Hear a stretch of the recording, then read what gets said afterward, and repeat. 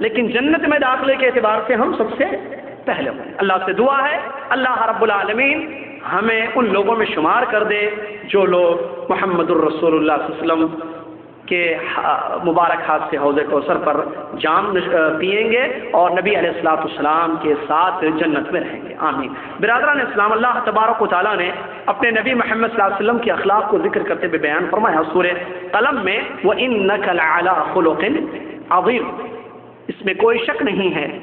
کہ آپ یعنی اے محمد صلی اللہ علیہ وسلم کا آپ سے خطاب آپ سے ہے، محمد صلی اللہ علیہ وسلم لعلی خلق عظیم، اخلاق کے بلند مرتبے پر فائز۔ جو ٹاپ کے اخلاق ہوتے ہیں اس کو بند کر دیں جزاک اللہ خیر، اور جن کے بھی موبائلز آن ہیں اس کو بند کر دیں جزاک اللہ خیر، یا سائلنٹ پر رکھیں۔ خاص طور سے یہ میوزک ہے، ہم سب اس بات سے واقف ہیں، میں عمومی طور پر یہ بات بتا رہا ہوں کہ میوزک اسلام میں حرام ہے، چاہے سننا ہو یا موبائل میں اس کو رکھنا ہو، اس کو رنگ ٹون کو چینج کر دے، لگ کر دے آپ۔ تو میں یہ کہہ رہا تھا کہ اللہ تبارک و تعالیٰ نے اپنے نبی محمد صلی اللہ علیہ وسلم کے بارے میں بیان فرمایا کہ وَإِنَّكَ لَعَلَىٰ خُلُقٍ عَظِيمٍ، اے نبی محمد صلی اللہ علیہ وسلم آپ اخلاق کے بلند مرتبے پر فائز ہیں۔ اللہ تبارک و تعالیٰ علیم خبیر، ہر چیز کا علم رکھنے والا، ہر چیز کی خبر، وہ آپ کی تعریف کر رہا ہے، نبی محمد صلی اللہ علیہ وسلم کی تعریف کر رہا ہے اور آپ کے اخلاق کے بارے میں گواہی دے رہا ہے۔ اِنَّكَ لَعَلَىٰ خُلُقٍ عَظِيمٍ، اب کوئی اور گواہی کی ضرورت نہیں ہے، کسی اور شہادت کی ضرورت نہیں ہے، اور کسی اور کے بولنے کی ضرورت نہیں ہے۔ جب رب العالمین نے یہ بول دیا، اس کا کلام سورہ قلم کی آیت، اللہ نے فرمایا لَعَلَىٰ خُلُقٍ عَظِيمٍ، خاص دنیا کتنی بھی بدنام کیوں نہ کرے محمد صلی اللہ علیہ وسلم، یا کوشش کیوں نہ کرے بدنام کرنے کی، رب العالمین اللہ سبحانہ و تعالیٰ نے یہ بات بیان کی ہے۔ انکا صیغہ بھی دیکھیے، کوئی شک نہیں ہے، نو ڈاؤٹ کہ آپ لعلی خلق عظیم، اخلاق کے بلند مرتبے پر فائز ہیں۔ اس کی تفسیر کرتے ہوئے حضرت ام المومنین عائشہ رضی اللہ تعالیٰ عنہ فرماتی ہیں، جب آپ سے پوچھا گیا اخلاق کے بارے میں، فرماتی ہیں ان خلق النبی صلی اللہ علیہ وسلم کان القرآن، رواہ مسلم، صحیح مسلم کی روایت ہے۔ ام المومنین عائشہ رضی اللہ تعالیٰ عنہ فرماتی ہیں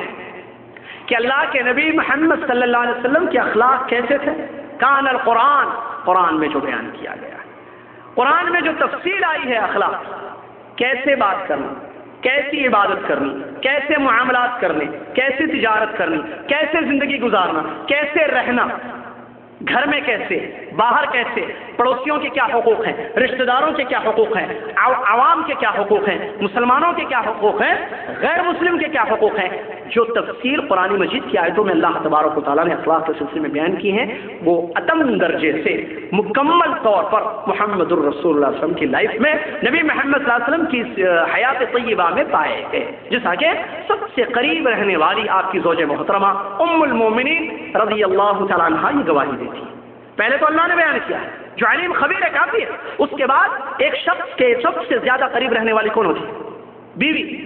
اسی لیے نبی علیہ السلام نے کیا فرمایا؟ خیرکم خیرکم لأہلہ وانا خیرکم لأہلی، بیویاں والوں اور سے سنیں بات۔ اللہ کے نبی محمد صلی اللہ علیہ وسلم کیا فرماتے ہیں؟ تم میں سب سے اچھا کون؟ وہ جو اپنی بیوی کے ساتھ سب سے اچھا ہے، کیونکہ باہر تو سب اچھے رہتے ہیں، باہر کون اچھا نہیں رہتا ہے؟ اچھا رہنا، اچھا بولنا، لوگوں سے اپنی تعریف سننا، نعوذ باللہ من ذالک، یہ تو غلط، لیکن اچھا رہنا لوگوں کے ساتھ تو ہے ٹھیک ہے، باہر بہت اچھا ہے، اندر معاملے اندر کے اصل لے کے جاتے ہیں، باہر تو ٹھیک ہے آپ بہت بڑے مولانا ہیں، لیکن اندر کیسے ہیں آپ؟ متوا ہے، باہر بہت اچھے ہیں، اچھی گفتگو، اچھا معاملہ، اچھی طرز حیات، اچھا بیہیویئر لوگوں کے ساتھ، لیکن بیوی کے ساتھ کیسے ہیں آپ؟ نبی محمد صلی اللہ علیہ وسلم فرماتے ہیں خیرکم خیرکم لأہلہ وانا خیرکم لأہلی، او کما قال رسول اللہ، تم میں سب سے اچھا انسان وہ ہے جو اپنی بیوی کے ساتھ سب سے اچھا ہے۔ اور سنو، میں اپنی بیوی کے ساتھ سب سے اچھا رہتا ہوں، اپنے اسوے کو، اپنے نمونے کو بھی لوگوں کے سامنے پیش کرتے ہوئے فرمایا وانا خیرکم لأہلی، میں تم میں سب سے اچھا اپنی بیوی کے ساتھ رہتا ہوں۔ تو آپ کی بیوی سب سے چہیتی بیوی، قریب ترین رہنے والی، گھر کے اندر رہنے والی ام المومنین عائشہ رضی اللہ تعالیٰ عنہ یہ گواہی دے رہی ہے۔ ان خلق نبی اللہ صلی اللہ علیہ وسلم کان القرآن، قرآن پڑھو، نبی محمد صلی اللہ علیہ وسلم کی زندگی حیات طیبہ میں وہ مکمل اخلاق موجود تھے جو قرآن نے بیان کی، برادران اسلام، یہ تھے اللہ کے نبی محمد صلی اللہ علیہ وسلم کے اخلاق، جس کے بارے میں عائشہ رضی اللہ تعالیٰ بیان فرماتی. اللہ تبارک و تعالیٰ نے آپ کو رحمت والا نبی بنا کر بھیجا، اور اخلاق میں رحمت کا کردار بہت اہم ہوتا ہے کہ انسان مہربان ہو، مشفق ہو، کیونکہ آپ سے ایک بہت بڑا کام لینا تھا. اللہ تبارک و تعالیٰ کو اپنا پیغام پوری دنیا تک پہنچانا تھا، اور آپ آخری نبی بنا کر بھیجے گئے، اس میں کوئی شک نہیں ہے. خاتم النبیین والمرسلین محمد صلی اللہ علیہ وسلم، چنانچہ اللہ نے آپ کو بہترین اخلاق عطا کی. اللہ تبارک و تعالیٰ ارشاد فرماتا ہے وَمَا أَرْسَلْنَاكَ إِلَّا رَحْمَةً لِلْعَالَمِينَ، ہم نے آپ کو دونوں جہان والوں کے لیے رحمت بنا کر بھیجا. رحمہ اللہ نے کہا، اور یہ اخلاق میں سب سے اہم کردار ہے کہ انسان مہربان ہو. اور للعالمین اللہ فرماتا ہے، عالمین کے لیے مطلب ان مسلمانوں کے لیے بھی، کافروں کے لیے بھی، حتیٰ کہ حیوانات جو عالمین میں آتے ہیں، حیوانات، ان کے معاملے میں بھی نبی محمد صلی اللہ علیہ وسلم کے اخلاق سب سے اچھے تھے. اس کے لیے حدیث میں پڑھیں نبی علیہ السلام کے اخلاق. اپنے صحابہ جو آپ پر ایمان لائے، جو مسلمان ہو گئے، جنہوں نے حق کی بات کو قبول کر لیا، نبی علیہ السلام کی سیرت پڑھیں، دیکھیں کہ کیسے ان کے اخلاق تھے. وہ غیر مسلم جنہوں نے آپ سے دشمنی کی، آپ کے خلاف رہے، توحید کے دشمن، اللہ کے نبی محمد صلی اللہ علیہ وسلم کے جانی مالی دشمن، نبی محمد صلی اللہ علیہ وسلم نے ان کے ساتھ کیسا کردار پیش کیا، ان کے ساتھ معاملہ کیسے کیا، اور کیسے ان کے اخلاق تھے. یہی نہیں بلکہ نبی محمد صلی اللہ علیہ وسلم کے اخلاق جانوروں کے ساتھ کیسے رہے، جانوروں کے ساتھ. اٹھائیے واقعہ سیرت میں پڑھتے جائیے، آپ کو تعجب ہوگا کہ کیسی یہ شخصیت عظمیٰ ہے محمد الرسول اللہ صلی اللہ علیہ وسلم، کہ جن کو اللہ تبارک و تعالیٰ نے اتنا رحیم بنا کر بھیجا، جس کے بارے میں اللہ خود کہتا ہے رحمت للعالمین. کیا ہے نبی محمد صلی اللہ علیہ وسلم اب سارے جہان والوں کے لیے مہربان، مشفق اور رحم دل بنا کر بھیجے گئے ہیں. امام مالک رحمۃ اللہ علیہ نے اپنی موطا میں اس حدیث کو نقل فرمایا کہ جس حدیث میں اللہ کے نبی علیہ السلام اپنی بعثت کے ایک مقصد کو بیان کرتے ہیں، اور وہ ہے اخلاق کو مکمل طور پر پیش کرنا. نبی علیہ السلام فرماتے ہیں انما بعثت لاتمم مکارم الاخلاق، او کما قال رسول اللہ صلی اللہ علیہ وسلم. فرماتے ہیں اللہ کے نبی علیہ السلام، مجھے اللہ تبارک و تعالیٰ نے اخلاق حسنہ دے کر مبعوث فرمایا. اخلاق کو مکمل طور پر ادا کرنا، مکمل طور پر پیش کرنا امت کے سامنے، لوگوں کے سامنے، اس لیے اللہ کے نبی محمد صلی اللہ علیہ وسلم کو مبعوث کیا گیا، جس میں سب سے پہلے ہوتا ہے اللہ کے ساتھ اخلاق. اور وہ یہ ہے کہ آپ اللہ کا حق، جو آپ کا خالق ہے، جو آپ کا مالک ہے، جس نے آپ کو پیدا کیا ہے تاکہ آپ اس کی عبادت کریں اور اس کے ساتھ کسی کو شریک نہ کریں، تو اس کے ساتھ بھی اخلاق سے پیش آنا. مطلب یہ کہ اس کا حق اس کو ادا کرنا، اس کا حق اس کو ادا کرنا، اور اس کے ساتھ کسی قسم کی حق تلفی، ظلم جس کو شرک کہا گیا، وہ نہ کرنا، اور حقوق العباد میں بھی مکمل طور پر آپ ثابت رہنا. یہ اللہ کے نبی علیہ السلام کی بعثت کا مقصد رہا. برادران اسلام، حضرت جابر بن عبداللہ رضی اللہ تعالیٰ عنہ اللہ کے نبی محمد صلی اللہ علیہ وسلم کے بارے میں گواہی دیتے ہوئے فرماتے ہیں، بیان کرتے ہیں آپ کے اخلاق کو ذکر کرتے ہوئے، کان رسول اللہ صلی اللہ علیہ وسلم رجلا سہلا، اللہ کے نبی محمد صلی اللہ علیہ وسلم بہت آسان آدمی تھے. کیا مطلب آسان کا؟ امام نووی رحمۃ اللہ علیہ جو یہ شارح ہیں صحیح مسلم کے، فرماتے ہیں ای سہل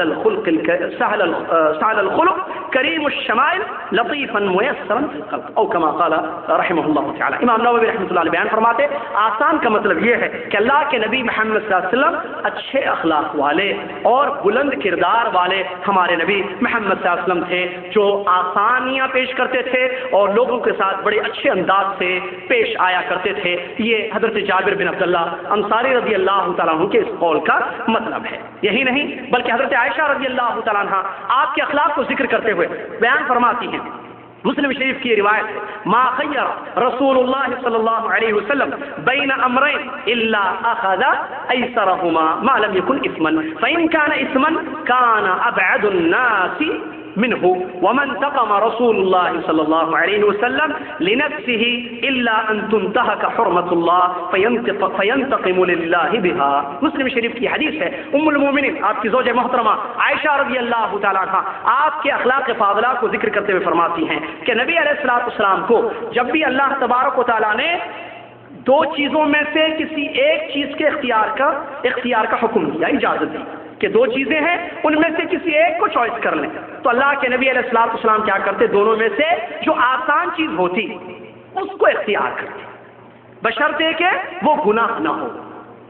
وہ چیز جو اختیار کر رہے ہیں نبی محمد صلی اللہ علیہ وسلم وہ چیز گناہ نہ ہو. اگر گناہ ہوتی وہ چیز، پیارے نبی محمد صلی اللہ علیہ وسلم کے اخلاق تھے کہ اس گناہ سے سب سے زیادہ دور رہتے تھے. لوگ اتنا دور نہ رہیں جتنا محمد الرسول اللہ صلی اللہ علیہ وسلم اس گناہ، اس معصیت، اس نافرمانی سے دور رہتے تھے. لیکن اگر معصیت نہ ہو، گناہ نہ ہو، تو دونوں میں سے جو آسان چیز ہو، ایسر ہو، زیادہ آسان ہو، اس کو اختیار کرتے تھے تاکہ آپ کے فالوور، آپ کے متبعین کو بھی عمل کرنے میں آسانی ہو. آگے فرماتی ہیں حضرت عائشہ رضی اللہ تعالی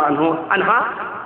ومن تقم رسول اللہ صلی اللہ علیہ وسلم لنفسه ابدا، کبھی بھی اللہ کے نبی محمد صلی اللہ علیہ وسلم نے اپنی ذات کے لیے کسی سے کوئی بدلہ نہیں لیا.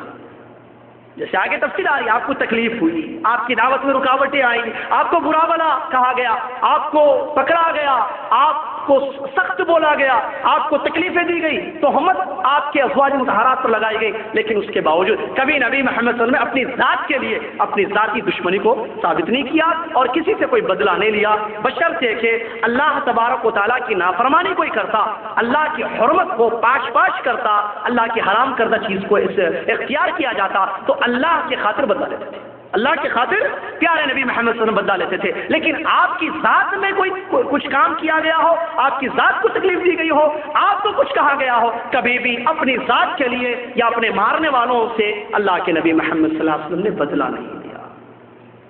یہ ہے مسلم شریف کی حدیث، اللہ کے نبی صلی اللہ علیہ وسلم کے اخلاق. یہ جو بدلے کی بات ہو رہی ہے یہ صرف اپنے نہیں، غیر، کیونکہ غیروں نے تکلیف دی، یہود و نصارہ کی سازش ہے، یہود و نصارہ کی اذیت ہے، لیکن اپنی ذات کے لیے کبھی کسی سے بدلہ نہیں لیا. آگے اس کی تفصیل آ رہی ہے. اگر ہم اللہ کے نبی محمد صلی اللہ علیہ وسلم کی سیرت طیبہ اٹھا کر پڑھیں تعجب ہوتا ہے. کہاں محمد الرسول اللہ صلی اللہ علیہ وسلم کے اخلاق یہود و نصارہ کے ساتھ، کیونکہ موضوع وہ ہے میرا، یہود و نصارہ کافر. آپ آئے ہیں،